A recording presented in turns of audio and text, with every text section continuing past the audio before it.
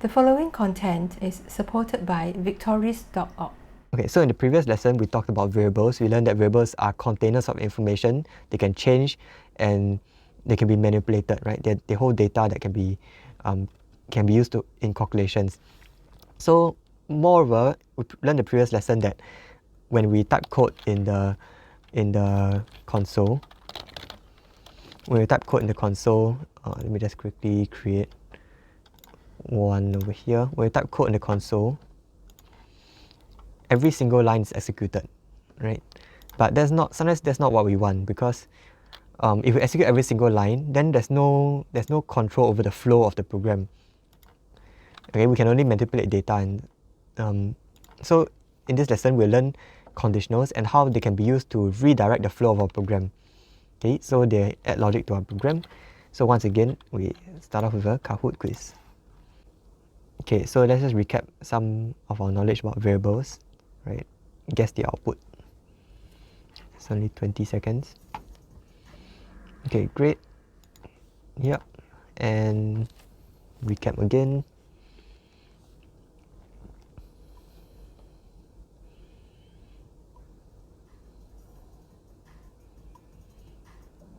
Okay, awesome.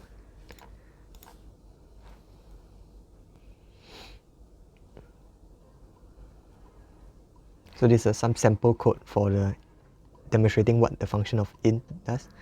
Very good. Okay. And okay, so today we'll talk about conditionals.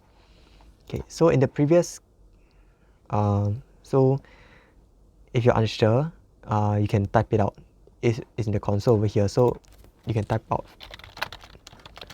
if you're unsure. Yeah. True. Awesome.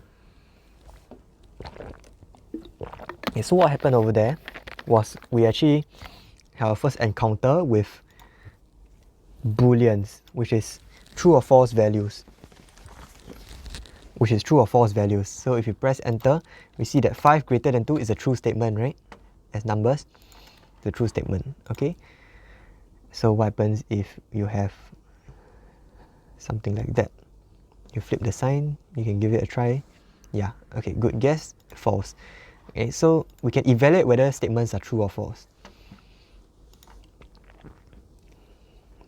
Okay, then now do note the double equal sign. If you're unsure, you can type it out.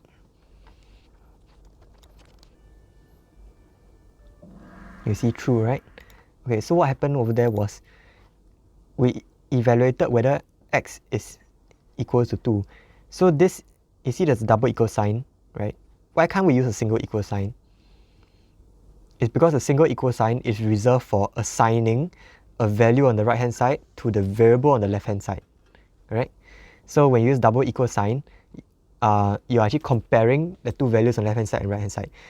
If the two values are equal, then this expression is true. If the two are not equal, then it's false. Okay, so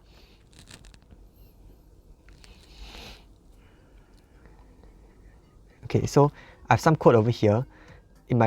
So I asked the user for input. The user inputted high. I print x equals high. So high was stored in the user's variable. Awesome. So true. Okay.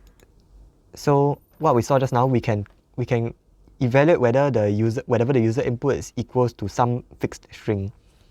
Okay. So yeah, you want me to type it out or understand?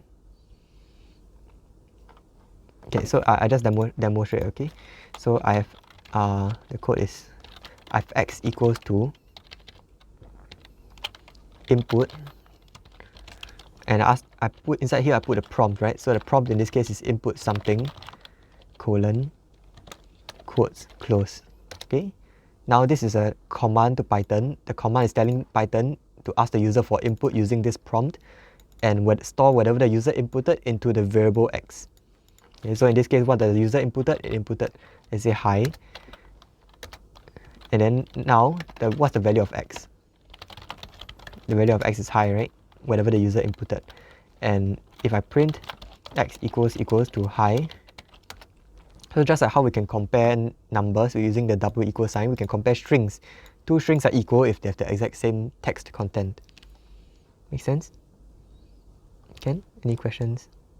So x has the value of high, right? And basically this one was saying print high equals to high. They're comparing two strings, comparing this string and that string. Are they the equal string? They're equal. How do you compare two strings? You compare the first letter is equal to the first letter, and if second letter is equal to second letter. In this case, it's true, right? So the two strings are equal. What if I put a space like that? Then they're actually not equal anymore. Because you compare letter by letter, H and H, I and I, nothing versus a space is different. Okay? So that's how you compare two strings. Okay. So we learned that we can compare stuff in Python. Okay. So if you're unsure, you can type it out. It's meant to be a trick question.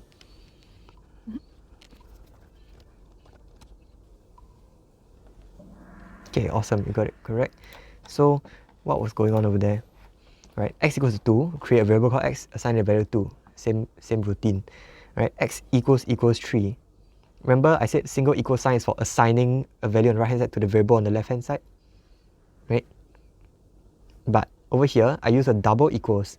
Double equals is not an assignment. Double equals is a comparison. Okay, so our x equals 3. That's why we see false appear. Why in the world is false over here? It's because Python did a comparison of x and 3. In this case, x had a value of 2, right?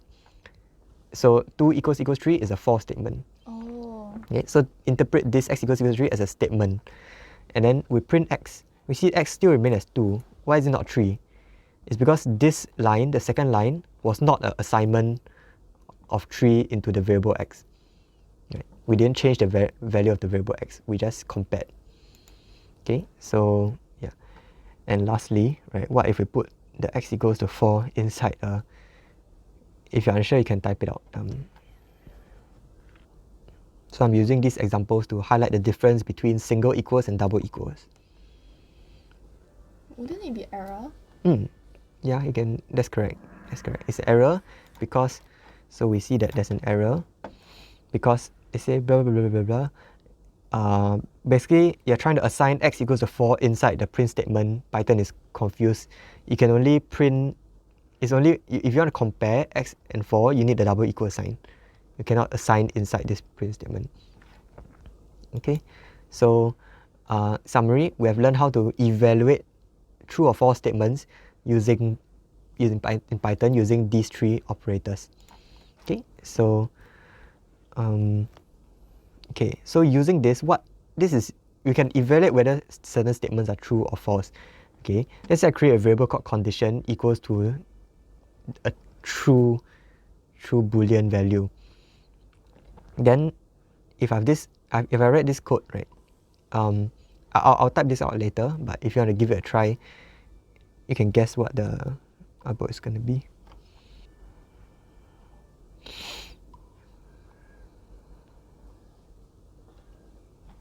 So with the first line, condition equals to true. If condition, which in this case is true, do this. Otherwise, else, do this. Then is the first one. Can you try? Yep, you're correct. Okay, so what happened over here? So if you're not convinced, I can type it out. So some condition, I create a variable called condition, I set it to equals to the value of true. Now what type of variable is this? Okay, if I print condition, I'm going to see, get typo, I forgot the n. If I print condition, I'm going to see true. Make sense? But what type of variable is this? Is it a string or is it a number? It's actually a new type of variable. It's a new type of variable type called Boolean. Booleans are true or false values. Okay, so it's a bit weird, but Booleans are basically true or false values. That's how integers is 1, 2, 3, 4, -1, -2, -3, -4, right? Boolean variables can take on true or false. Okay, so do note that this is different. True, like that, is different from true in quotes. True in quotes, if I do this, you see now is a string. Right, if I do remove this, without the quotes is a Boolean. Okay. Why? Because true itself, this is as good as saying 1 equals to 1. Like 1 equals to 1 is a true statement, right? Now I'm saying this, so 1 equals to 1 can either be a true statement, or if let's say I write 2 equals to 1, this is a false statement, right? True or false is actually a type of value as well. So previously I had 5 is a type of value, right? I had like x equals to 5, print x holds the value of 5, right? Then likewise I had, let's say x equals to hello, print x holds the value of hello as a string, as text. X holds text information. In this case, x equals to true, print x holds true or false information. X holds the truthness of whether something is true or not. So in this case I'm saying true or false, right? True is a value, is a type of value. It's a variable type. So we have different types of data in Python. We have numbers, right? 5 or 3.14. We have strings, which are anything in quotes. Inside are all the letters. Right? We have text information. We also have true or false. Like true or false is a type of value. I cannot type x equals to true with a lowercase. It doesn't work. It's only true or false. They are a type of value as well. Is it confusing? Okay, let me think about. Okay, so if I may draw an analogy, you learn complex numbers in school, right? Oh no, not yet. No, not yet. Okay, you learn. Okay, so when you go from let's say when you go from kindergarten, you learn 1, 2, 3, right? Then suddenly you learn there are actually negative numbers as well, -1, -2, -3, right? So and then suddenly you learn that there's real numbers in between, 3.1415, there are irrational numbers in between. So what I'm trying to say is that in Python, so far we learned that there are some types of data. One type of data is numbers. Okay, numbers, real numbers. Another type of data is strings. Now I'm saying another type of data is true or false values. And this type of variable is called Boolean. So yeah, so all those statements that we made previously, print 5 greater than 2. 5 greater than 2, this statement has a true value. Yeah, this statement evaluates to a true value. It's kind of saying 5 plus 2, right? If I print 5 plus 2, this thing evaluates to the value of 7, right? Which is why I see 7. This comparison evaluates to either a true or false value. Does that make more sense?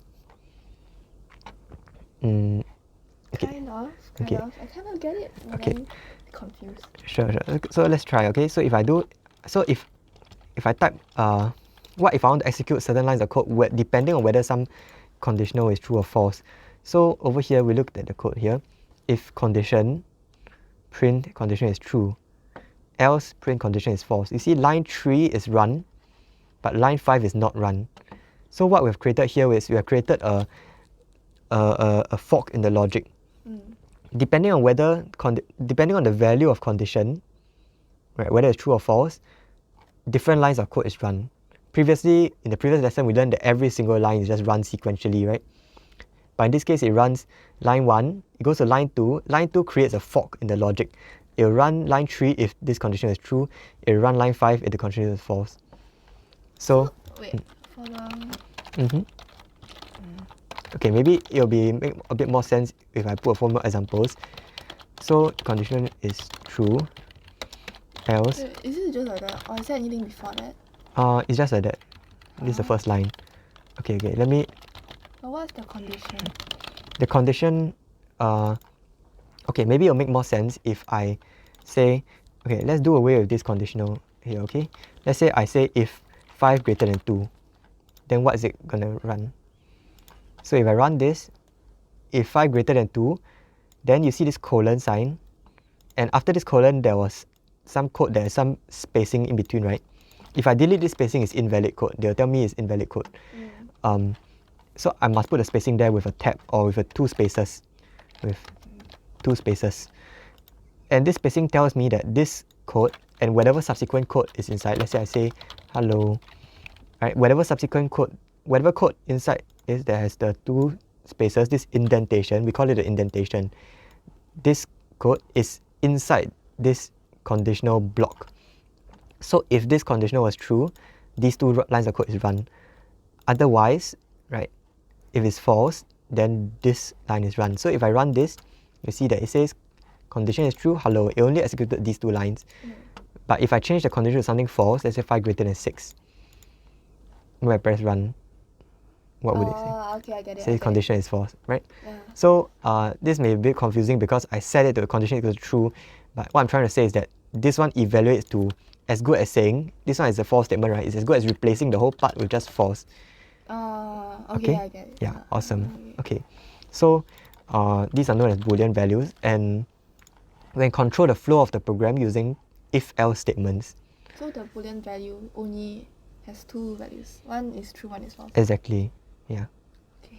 Yeah. Okay. Okay. So what's the output of the following code? So if the condition was a false condition, the condition is false. Exactly. Okay. So yeah. So line 3 is not run. Line 5 is run instead. Okay. So So this shows us that we can write more code in, as long as any code that has an indentation, these two spaces is belonging to the belonging to this if block. So lines 4 to 7 will only run if condition is true, whereas lines 9 to 11 will run if condition is false. Okay, it's like creating a fork, a split in the road. Your code is going down, walking along the road. Line 1, line 2. Then it goes line 3, it's a fork in the road. It's a split.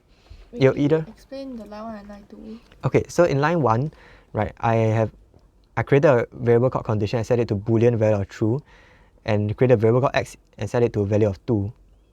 Okay, they're just creating variables. So if condition, is condition true or not? It's true, right? It's a true statement. So I print the condition is true, which is why I see this output.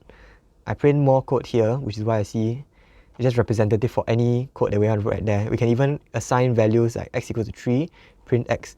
You see that now x has the value of 3. But why is there x equals to 2 there? Here? Purpose, right? Okay, so if the condition was false, then what will happen? It would run lines 9 to 11 instead, right? Then print condition is false, other stuff here, and it will print x minus 2, which is 0. So the variable x over here, I'm trying to highlight that right now this code is just some example to tell you that I don't want you to walk away with the misconception that inside conditionals we can only do printing statements. We can write any code inside the if block or the else block, any code, including manipulation of variables, assigning new values to the variables. You can even put more conditionals inside the conditionals.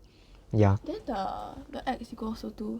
If you have an x equals to 3 under the condition so that satisfies, then you will override. But yes. then for any other, say the other condition, you will use the original 2. Yes, exactly. Okay. So if I think, yeah, so in this case I set condition equals to false, the rest of the code still stays the same.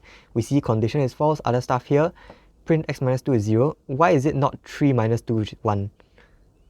Because it does not satisfy that condition. Yeah, because this condition was false, so it did not run this code. So actually it's less of whether it satisfies the it's more of when you see such a code, right, I want you to analyze it as the program will have a pointer. It goes to line 1, then execute line 1. It goes to line 2, execute line 2. Go to line 3, then over line 3 it chooses whether to jump into 4, 5, 6, 7 or 9, 10, 11. In this case it chose 9, 10, 11 because the condition is false, right? So it executed line 9, executed line 10, executed line 11. So I don't even care whatever is inside the 4, 5, 6, 7 anymore. It just ignores it. Yeah. Think of it as a guy that just walks down the number line, walks down the line, and it jumps into this part. It skips anything here.